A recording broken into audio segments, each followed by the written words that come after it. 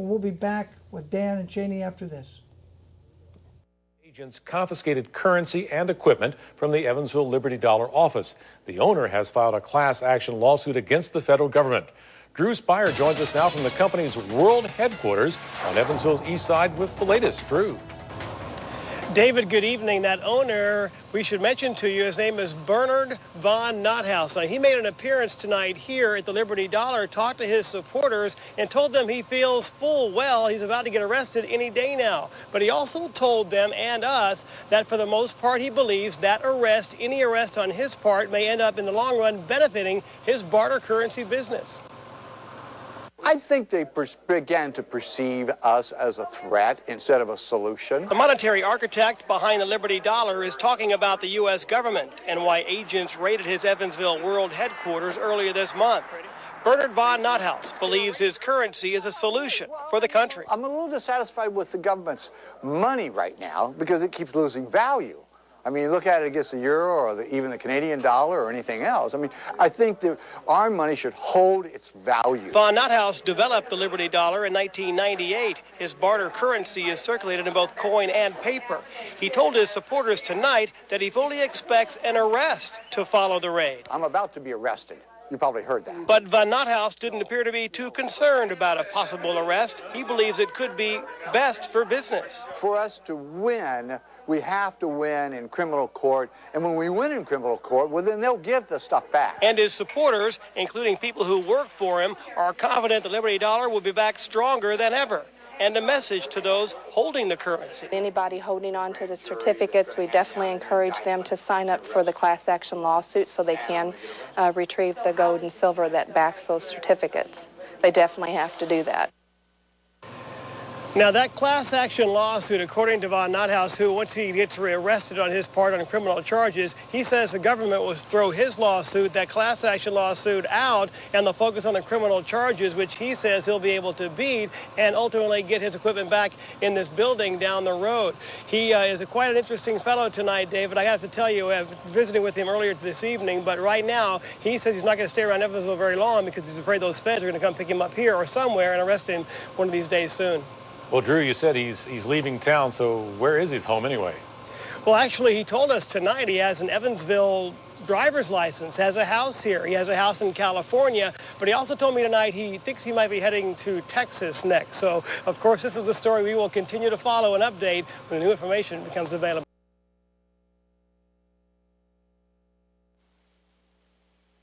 Is the Liberty Dollar and its founder under criminal indictment by the U.S. government? All they want to do is end the Fed and just put a little silver and gold into our money.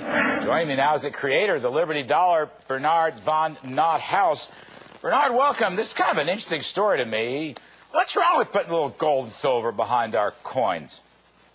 Hey, listen, that's what the U.S. Constitution says that we're supposed to be using, Larry. So one of these guys, they busted your operation up in Indiana? They just came in and raided it? What'd they do that for? Under what charge? Well, the thing is that that's what we're asking you. We don't understand what we're doing wrong, and we've been doing it for 10 years, Larry, and the government's been very benign. They've even commented that what we're doing is legal. But last Wednesday, they burst in with about a dozen G-boys walked in there and just bagged everything, all the gold, all the silver, all the computers, all the records, everything. Just because it's you got a little gold. Are these coins themselves gold and silver? Well, they're not coins because a coin is something issued by the government. And we're not the government, Larry. But yes, they're pure gold, they're pure silver, and we also have paper, and it's also in digital form. In answer to your question, I think what was really bad was how successful we were becoming, Larry. Well, so you're basically, these are investments is what they are, right? You're not actually saying these are coins. Well, we're not saying they're coins, but they're not investments either. This is a functioning currency. Over $20 million in circulation, been around almost 10 years, a couple 100,000 people using the currency, Larry. Even though we are the second most popular currency in America, we do have a bit of upside potential here for the Liberty Dollar. Well, I don't know why people aren't free to choose. If they want to circulate your coins or your paper, they should be free to do that. I think that is against the law. I'm just saying in a perfect world, they should be free to choose. Well, we are free to choose. We live in a free economy. There is no law against owning gold and silver or using gold and silver whatsoever at all. We've never misrepresented the product, Larry. We've never said it's legal tender. Matter of fact, we built our whole campaign on the fact that it is not legal tender. It's a private, voluntary barter currency. So what happens? Are you yourself going to jail? Are we going to be the last people to see you out of jail? God, I hope I can make it home after this interview, Larry. You're getting a lot of visibility tonight, my friend. You sure this was wise? Did you talk to your lawyer? Yes, I have. Matter of fact, I talked to my lawyer after we read the sealed, quote-unquote, sealed 35-page affidavit that the FBI agent filed with the judge to get the search warrant. And you read it. Matter of fact, it's posted on our website, libertydollar.org. From the East Coast, thanks to the father-son team of Dan and Shane, who are still with me here. We gave candidate Beebe a little bit of a hard time, but you know, we don't get a chance to ask these guys many questions, and I'm hoping in the runoff we will get, we'll ask you people to submit questions to ask the judge candidates, because I think there will be a runoff. Anyway, that was Bernard, who was the owner and the minter of these Liberty dollars. I think he actually has the Franklin mint them. I don't think he actually mints them himself. Danny, what did you think of Bernard? Oh, he's very personable. And I had the opportunity to meet him several times over the past few years. And I just want to make it clear because Bernard would be on me. His name is Bernard von Nothaus. And I want to make that clear. All right, Bernard anyway, von Nothaus. I see on his Liberty dollar, which has, it's a beautiful coin. It says, trust in God, not in God we trust. But it does say, trust in God, USA. And the backside says, Liberty dollar. So people might think this is an American government minted dollar, couldn't they? no, it's not true. But then couldn't they get confused, Daniel? Well, they probably could, but there's many numismatic, these right out here, these kind of dollars, all right? You know, it's difficult to, because we grew up looking at something like this and calling it a coin, but the government has made it stipulated that nobody could say coin to a numismatic, all right? So we had to be careful with that. And So these are not coins. they're not coins. They are dollars, but they're not coins. This is, actually, I looked at your Liberty and I compared it to a old silver dollar. It's actually larger than our old silver dollars. Well, let's see. I have one in my hand, and you're correct in stating that. And I think it's because it's worn down. If you look at the edges of the Liberty dollar, Oh yeah, this one is an old one. you It is can worn look down at a it and little bit. see that. So, in fact, this is not .999 fine anymore because it's worn down. And I will tell you that I don't have one now, but you can look at half dollars, and they're very thin today from usage. Yeah. Compared to half dollars, just compare these two, and you Well, can just, The Eisenhower dollar's thinner right, than both the old silver dollars and the new Bernard right. Liberty dollar. What did you want to tell us? What's important to know about how they harassed you and are carrying on? Is the government vindictive, Danny? There's no doubt, and Frank's vindictive, the DA in Erie County, New York. I think, I don't want to defend why he's attacking us, but I will say that he's been misinformed. Thankfully, he's taken the position not to run again, which is wonderful. And I'm hoping that Ken Case wins and becomes the district attorney because he will unfold a lot of wrongs that have happened in Frank Clark's administration. Sort of like this new black DA down in Dallas who's finding he's freed 20 people who have been put in prison for decades. And now the DNA evidence proves that old white DA they had down there in Dallas was just an old fart who hid the evidence and put innocent black men in jail.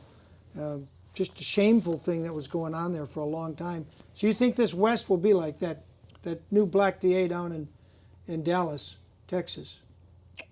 I don't know much about that, but I know in our community we're hoping that Ken Case becomes the district attorney in Erie County. Okay. Shane, you had something you wanted to get off your chest here. Yes. Take 3 minutes and stick it to us. Actually, my dad, with tremendous amount of help from my dad, we put a story together. I don't know how many pages. It's over 150 pages long, a chronological event from day one to present. And what I did today, I just want to put, these are all the green cards that I saved. I don't know how many, we probably have over 70 green cards. I made copies of them, colored copies, sent numerous out, registered mail through a notary, and giving our story up. And what was absolutely fascinating to me is that hardly anybody responded to our story. Our government's broken. I mean, especially in Western New York and Erie County, it's broken. It's in shambles. Well, it works good to make profits for the attorneys. Right, that's correct. But what I did is when I had. I mean, isn't that all we care about is making the attorneys rich? We just want rich attorneys, right? We don't want justice. I had no idea that our government was that bad. It blew me away that they even took us to trial with no valid accusatory instrument. They never had a valid accusatory instrument. They never had probable cause. They had no injured party. They had absolutely nothing but a huge Pile lawsuit. Of lies. That's what they did to Michael Jackson. They had nothing on Michael Jackson, and they trumped it up to 10 charges, of which the jury found him not guilty. The judge says probable cause is found when the grand jury indicts you. They said that's probable cause. I don't know if that's true. Well, you can indict a wet noodle if you wanted to. It's fascinating because the thing is that I would like to find out who the people that indicted myself and talk to them. You still don't know? No clue. I put in discovery issues, and they would answer any of my paperwork. And we're at that point where I was forced to get a lawyer for this federal case, which is absolutely which is ongoing. It's still going on. It'll probably go on for years. And now they can't. They're trying to say that you're maybe mentally unbalanced because you're fighting the government. Well, yeah, because I put a counterclaim in for $367 million and 16 life terms in prison. Against How many them. life terms in prison? 16, so they have to be here 16 times. For the people that did this to you? The 19 agents, that's correct. I can see why they're pausing and not hurrying to come to a settlement on this. Mm-hmm. I can see why they're delaying that, but I thought you just went to Florida because they had 2 psych evals on you, and one of them they don't want to give you. They won't give it to me. I find that fascinating. They won't give it to me. It's your psych eval. They won't give it to me. That, to me, should be a crime. The people who are keeping your own psych eval, it just might be they found you completely sane, and the guys charging you are nutty for demanding the psych eval, and they don't want you to have that evidence. Is that, you think, one of the reasons they don't want you to have it? That's correct. I don't know. This is a squirrely case as I read. I can't believe anybody could be as nutty as Frank Clark in Erie County and this U.S. prosecutor. I think they're going to lose their case. I didn't read it all, but from what I was able to go through with this and in the Blue Book, I think the federal judge, if it gets to a decent judge, is going to say the government loses, Shane Bushak wins. Well, one thing I want to just mention to you is a news article back on January 29th of 2006, written by Dan Herbeck, news staff reporter in Buffalo, New York. He got a quotation from the U.S. District Judge Richard Akera. He refused to accept our Liberty Dollar case. It says right here, refuses to take the Liberty Dollar case, and it was properly assigned to the city court, and it's not a federal matter. They demoted him because he wouldn't take your case? We wanted to get the case sent up to federal court, our Liberty Dollar case. Wow. So he went ahead and said, no, this is a city issue. But now when they indicted me, it's almost double jeopardy. Now they're taking the case because it all goes back to it's 2 cases in one, actually, what's going on. So the end of our show. I want to thank you, Danny. I want to thank you, Shane, for being here. I'm William Wagner for On Second Thought. As we close out, I hope you'll take another look at these close, and he's got a 5-ounce coin here. Liberty puts out, and it's something for Bernard was saying that they're going to come back stronger than ever. Thanks for watching On Second Thought. This is William Wagner saying tune in next week.